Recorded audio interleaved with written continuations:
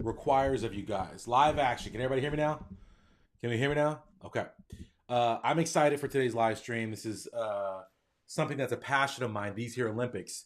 And this is an opportunity to talk about greatness for you guys as students of Premeds, and the fact that for the next 2 weeks, they're going to be streaming greatness right at you, right to your face. And so it's a huge opportunity for you guys to see what greatness really looks like, what success really looks like, and more importantly, to hear some of the backstories of these Olympians so you can understand what it takes to truly, truly, truly create and cultivate and pull greatness out of yourself and into your life. And so I'm going to hit the intro and then we're going to break down some of these Olympic triumphs. But more importantly, we're going to talk about how it applies to you guys as students and as pre-meds. And we're going to provide actionable inspiration, motivation, and action steps for you guys to get better and to be the Olympian, right, of pre-med and of studentdom and to get to your goals. So let's hit the intro. We'll get right into it. Today is the day, guys. You're going to take your future into your own hands. You're going to dominate. You're going to be successful. No excuses, just dominate. All right, guys, excited to be with you today. Dr. Pinesett here, the pre-med productivity expert. And as always, I'm here to bring you guys positivity and productivity. Always here to do that for you guys. I have a brand new, entirely redesigned, upgraded website, new course portal. I spent the last 6 months putting this together. I'm very excited to launch it. And as part of that launch this week, I'm gonna be offering you guys discount codes. So all you have to do is comment on this video and ask for a discount to one of my courses, one of my programs, and I will hook you up. Most of my courses come with live coaching with me. Right tonight, after this, I'm having coaching for all my students all together right after this session. And you get on-demand modules where you go in depth on things. And I think there's a lot of people out here who offer free stuff to you. Free this, free this, free this. My model is not about free. My model is not about low price. My model is about providing high value resources. And when something's of such high value that it allows you to achieve your goals and your dreams, it becomes priceless. And so it's very affordable, very reasonable, but it's about value, guys. That's what you should focus on of getting to your dreams. So here we go. The first, and I guess the central part of this lecture, and the reason I was like, I got to talk about this stuff, is that the gymnastics has been popping off this week. Who's been watching gymnastics the last couple days on this Olympics? And between Simone Biles, who's, man, numero uno, and at the end of this whole thing, I'm going to let her finish her individuals. We'll get into her backstory and lessons for you guys. But the guy I want to talk about right now, first and foremost, is Stephen Nedoroscik. I'm going to botch his last name. Let me try it again. Nedoroscik. We'll go with that. Can we say that? I'm going to call him Stephen N. Okay, I'll call him Clark Kent like everybody's calling him. He's the gymnastics man with the glasses who went out there and pummeled the competition on the pommel horse. And it was a beautiful thing to watch. And when I saw this and they were talking about his story and a little bit some of it, I'm like, I gotta dive deeper into this, right? They want the sensational stuff. Let's go deeper into this. And so when I went through and I looked at his journey, I was like, oh my gosh, this is a guy who can teach pre-meds, who can teach students a lot about what it means to have greatness in a moment. And the first thing I want to say is that for a lot of you guys and a lot of people in this world, so many people fall short of their potential. They fall short of their goals. They fail to realize what they could have truly been and reach the success they dream of because they are way too short-sighted. They aren't willing to work. They aren't willing to wait. They aren't willing to sacrifice to create that success. And the reality, right, is entirely different than this la land of fantasy that we put out there of instant beauty and instant success that we see, like, oh, they just struck it rich and now, right, we look at Hawk Tuah girl, I'm seeing this girl getting all these events and everything. That's what we sensationalize. And what the Olympics are an opportunity to do is for you guys to look and see what true greatness takes. These people work all day, every day for their lives to get to this moment. And when you look at someone like Stephen N., this guy has been working at gymnastics since he was a toddler. Since he was 4 or 5 years old. He's been in the gymnastics gym, working and honing his craft, all for this moment, his moment, that less than 1 minute of routine where he gets his team a medal and where he is primed to get the gold medal in these Olympics. It's all from decades of work. And so for you guys as students and as pre-meds, this is particularly important. It's timely right now because it's summertime. How many of you guys are preparing for your MCAT? And how many of you guys are clicking your heels together, crossing your fingers, praying all the prayers you can pray for instant knowledge on this MCAT. Oh Lord, please give me all the knowledge I need right now to do well on this MCAT. Oh, let me click these hills together, wish upon a star, Jiminy Cricket, fairy godmother, someone give me the knowledge I need to do well on this MCAT. And then you sign up for it and you think you're gonna do it. And oh, it's gonna be amazing. Wishes, hopes, all that is empty, guys. The only way you're going to accomplish and get that great MCAT score is if you put the time in and you put the work in required to get that score. It isn't magical. And I get into these discussions with students, particularly around this time of year, because it's summertime, and people feel up against it. They want to apply to medical school this year. I want to apply to medical school, Dr. Pinesett. So I got to take the MCAT right now. And I said, well, what's your MCAT score? I'm like, oh, it's like, 498. I'm like, what? And you want to take the MCAT in 2 weeks? What is the rush, guys? How do you think you're going to instantly be a top MCAT score? When other people have been working, not just for weeks, not just for months even, they've spent their undergrad cultivating the skills, the knowledge, and the test-taking ability to be able to crush this MCAT, and you just started this week.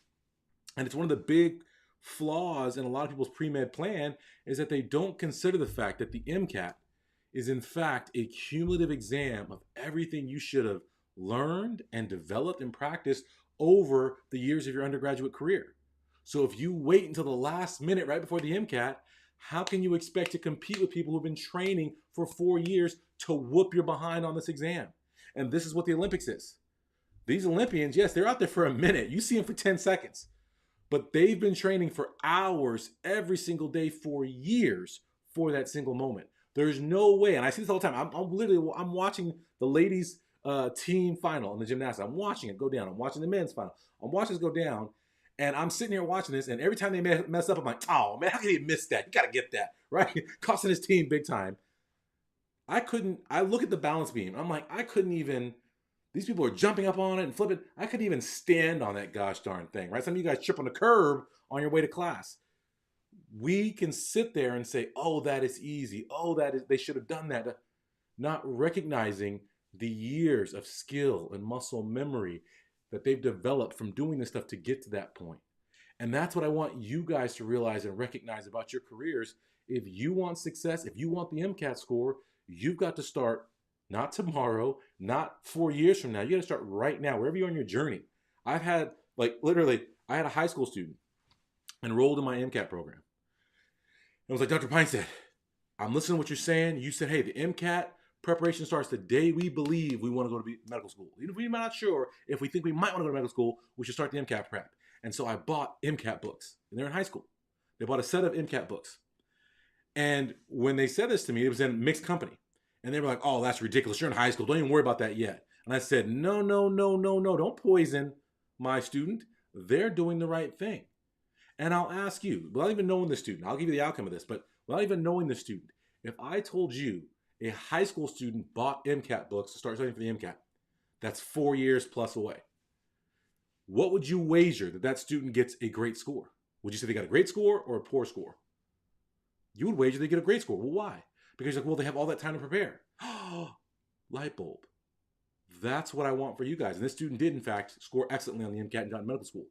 But the point is for you guys is to have that same embodiment. Don't laugh at it. Don't scoff at it when people are trying to do their prep early. You embody that. So if you are a pre-med, you listen to this right now, after this video, sit down and figure out a plan to start studying for the MCAT. And when we say to start preparing for the MCAT, it doesn't mean it has to be consume your life. It has to be every day, all these hours. But can you give me a little bit of time every day? Can you give me an hour a week? Can you give me 5 minutes a day? Just to put that time in to build yourself up as an MCAT test taker. And it's the same thing for pre-medding, right? If you guys are in your pre-med career, how many of you guys are waiting? And this is until the year before you apply to step back and look at what you've done as a pre-med. How's my GPA? Not very good. Okay. How are my extracurriculars? Not very good. I don't have any.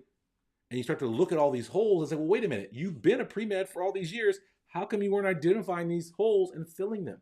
So we have to start super, super early, guys. The moment we recognize we're at a goal, we have to sit down and we have to identify the key steps we must take to get there. What is the path? What are the safe steps that we have to walk on to get there? And we have to start actioning those. That way, it's not last minute, a month before the MCAT, and I'm trying to learn how to critically think, learn how to critically read, learn bio, learn organic chemistry. I'm not trying to learn everything in 1 month. Instead, I got 4 years. It's easy, bite-sized pieces. And for me, in my career, it's one of the great things that I teach my students and I show them the power of. It's consistency. I am not the smartest person. I don't have the photographic memory. I'm not this excellent, outstanding, like naturally gifted learner. But I spent the time to develop, to learn study skills, and then, right, these study strategies, and then to develop the skill in them to be able to execute them. And then because of that, and my approach to say, you know what, I'm not going to cram. I'm not going to wait till the last minute. I'm going to look way out in the distance and see whatever obstacles are there, and I'm going to start chipping away at them a little bit every day. Oh, I can learn this fact. Oh, I can learn this. I can learn this. And before long, you got all this information and it doesn't seem hard. And I see Spencer's on here right now. What up to Spencer? He's one of my students who's starting medical school this week. And we're going to go meet up. I'm going to be in his town this weekend. So we're going to meet up this weekend. But he sent me a message and he expressed that he had some concerns. He said, oh my gosh, you gave me all the stuff to do before medical school and I didn't get a chance to do it. I've been really busy and I'm now starting to feel like I don't have what it takes to be successful. I'm really worried about getting overwhelmed. How many of you guys, when you start a new program, a new semester, you guys worry about falling behind, getting overwhelmed and so forth? Well, that was Spencer a couple weeks ago. And I said, Spencer, relax, man, relax. Relax. Medical school is 4 years. You don't have to start med school day one as a professional doctor. You don't have to start day one as an amazing clinician. You don't have to start day one knowing all the science, all the physiology, all the pathology, all this stuff.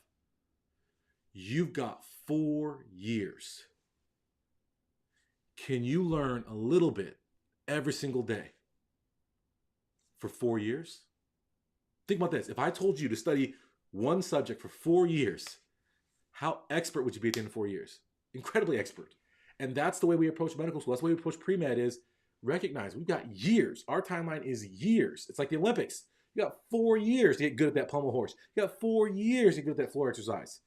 So use those years and every single day, just chip away at it a little better. Hey, you know what? Today I'm going to work on doing a push-up.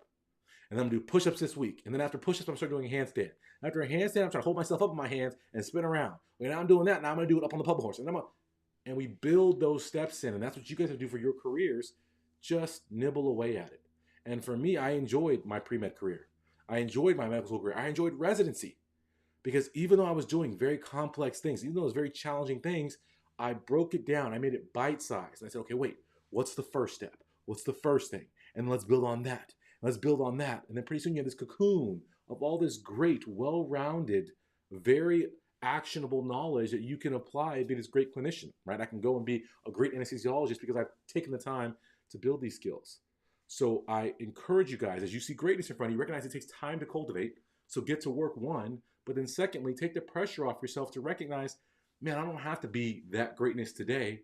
As long as I start early and I get to work, I can get there and I can just nibble away at it. And this is one of the principles I teach, right? My 3-day successful student mindset makeover. For you guys who need a mindset shift, you guys need to change how you see yourself and see the world. That's what my successful student mindset makeover is, right? It's my introductory course. You guys can check it out on my website. It's amazing. But the first principle is start early. So it's what happens here in these Olympics. We start young, we start early, and we build ourselves to success. Everybody's still with me. We got what I'm saying right now? If you're liking this video right now, like the video right now, comment, let me know. Hey, Dr. Pinesett, I appreciate this. If you're your first time joining me, take a second and subscribe. I'm always here. If you listen to this on the podcast, hello, leave a review. The second point I want to make is that when we look at these Olympians, we see them as these great athletes who have always been spectacular, and we see the gold medals, we see the medals, but we don't always see the setbacks. We don't always see the hiccups, the failures that they encounter. And for this guy, Stephen, setbacks aplenty. And if you go back, right, this guy was a gymnast. He was doing all these different exercises. He started to focus on the pommel horse. And then he was doing the pommel horse. And then he was supposed to go to the 2020 Olympics. And he messed up. He blew it in the qualifiers. And they left him off the Olympic team. And I love his quote when he talks about this. He says, I messed up. I felt the pressure and kind of crumbled under it. And for many of you guys, how many of you feel pressure and feel like you're crumbling under the pressure, whether it's self-made, whether it's from your parents, whether it's from some big thing coming up, right? Like the Eminem song, you got one moment, one chance, and you feel the pressure and you crumble underneath it. And you have a failure, you have a setback, you have something that goes horribly, your MCAT, whatever. We must recognize that you're going to have those moments where you feel terrible, where you feel such regret, such sorrow, such hopelessness about what has happened that you want to quit. But you must be like young Stephen, and you must carry on and say, no, no, no, no, no. I'm going to learn from that I never want to feel that bad feeling again. It's going to motivate me to feel better, to improve, to get to my success, and to never have that happen again. And for me, I can really relate to that kind of movement because for me, my life has been fueled by failure. I was, in many ways, a failure. In many aspects of my life, I was letting myself down personally, interpersonally. I was letting myself down professionally. I was letting myself down in the classroom. I was letting myself down athletically in every way early in my life, not even early in my life, into my late teens, into college. I was a I was a person who was not living up to my potential. And I can say that to you guys now, right? We're sitting here and I can say to you publicly, I was an underachiever. I recognize that. I recognize that. I was an underachiever. And when I was an underachiever, what's interesting is when you're an underachiever, when you don't achieve as well as you should or even as you aspire to, that makes you an underachiever. And when you are an underachiever and you're not achieving your goals, it becomes so easy to create reasons why you can't be successful.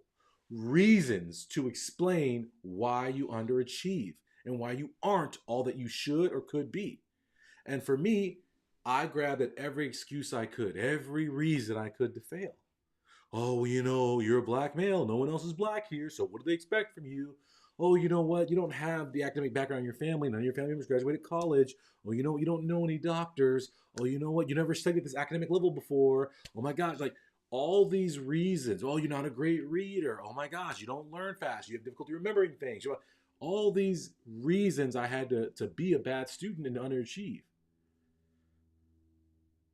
It took me getting to a place where I felt genuinely embarrassed, where someone pointed out the fact that I was a failure. And it was one of the pivotal moments of my life as my college counselor told me that I was a failure, that I was not a great student, that I was on track to flunk out of college, that I would never get into medical school. And it took her saying that. And what's amazing is it wasn't even her words that really hurt me. It was when she said those words, I flashed to all the moments that I failed myself. And I flashed to all the other people in my life who were telling me that I was messing up, that I wasn't living like I should, that I wasn't doing the right things, that I wasn't exceptional, that I was not great. And I heard is like the chorus rose in unison of all these negative people, all these doubters, all these naysayers, all these people who were accurate telling me that I was not exceptional, that I was not capable, that I would never be what I aspire to be. The chorus rose up, and all those voices, like a horror movie, oh my gosh, the ghost will chase me.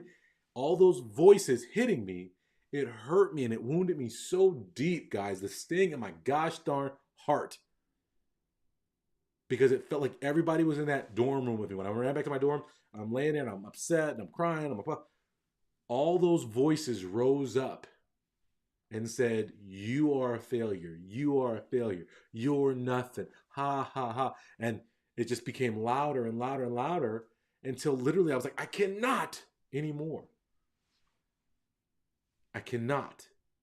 And I made the commitment, guys. I sat in the room by my gosh darn self and I committed to myself. I promised to myself. I said, for forever, you will never, ever underachieve again.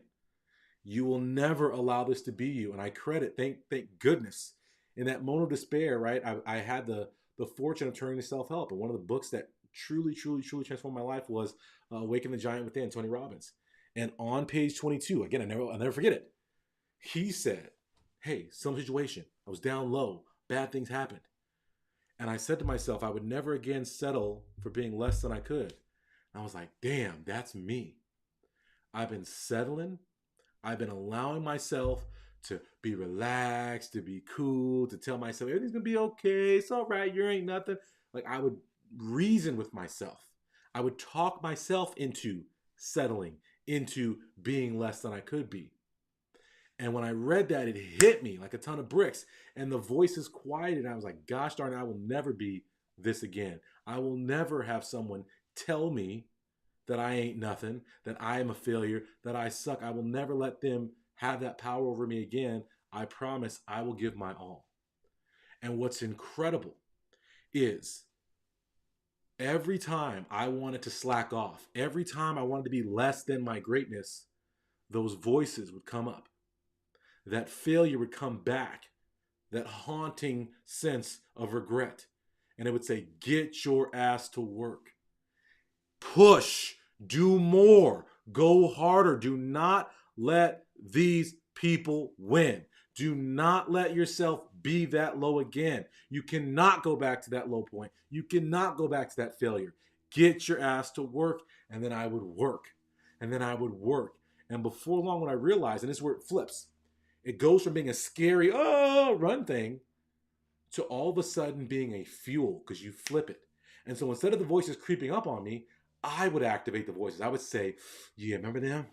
Remember what they would say? Remember how that felt? And how, oh! And I would get so upset. And I said, no matter how tired you feel right now, no matter how much you hate this subject, you are going to get yourself in gear and you're going to do this work because that feels worse. And so I could use that failure as fuel, and it propelled me, guys, to such higher heights because I never gosh darn stopped. I never stopped getting better.